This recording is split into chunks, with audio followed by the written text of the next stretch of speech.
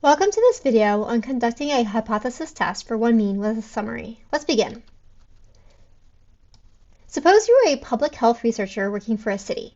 You are tasked with determining whether the average amount of water consumed per day by the residents has changed since last year when it was measured to be 198 gallons. You select a random sample of 50 households from across the city and measure the amount of water used per day in gallons. The data you collect from the sample is summarized as follows. The sample mean is 210 gallons, the sample standard deviation is 45 gallons, and the sample size is 50 households. Is there sufficient evidence to suggest that the daily water usage has changed at the 10% significance level? When you log into RGuroo, your screen should look something like this. We're going to come to the left side of the screen to the accordion menu and select Analytics and Analysis. We will then select Mean Inference and One Population.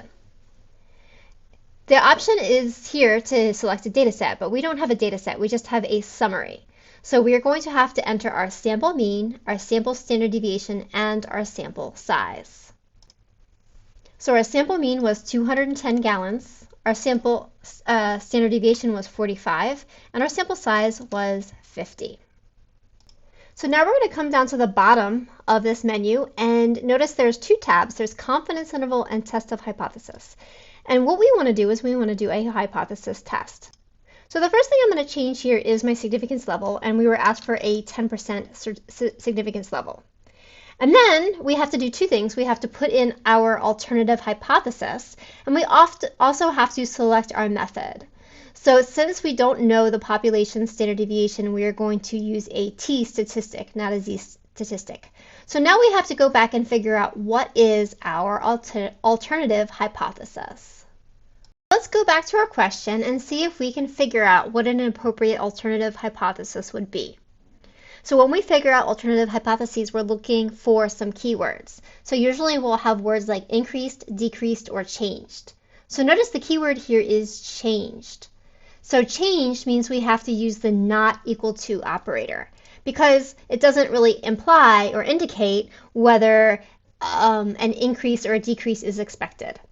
And we don't know, right? We don't know if the water usage has increased or decreased from last year, so we have to consider both possibilities.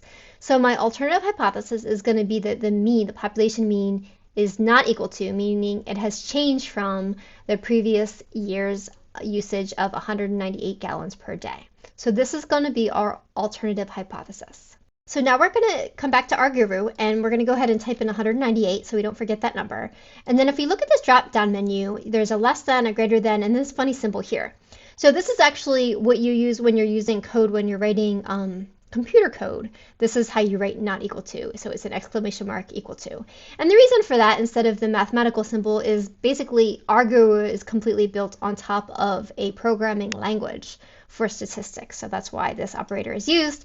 Maybe in the future they will change it to make it more mathematically friendly. But for right now, we want the exclamation mark equal to sign, because this actually means not equal to. So let's see if this will work.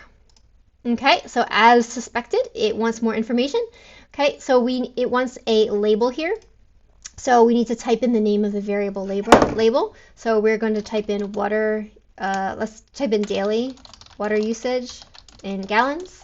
Okay, and just remember, if you're doing homework and you're just trying to get through this quickly, you can just type in a string of meaningless characters. I'm just trying to be thorough here in case you're wanting to understand how to use this for a project or something where you're actually going to see the output and be graded on it. Okay, so let's hit this I now. So now you can see the hypothesis test. So remember, in any hypothesis test, the thing that you're very curious and interested about is this p-value. And so remember, you compare your p-value to your level of significance.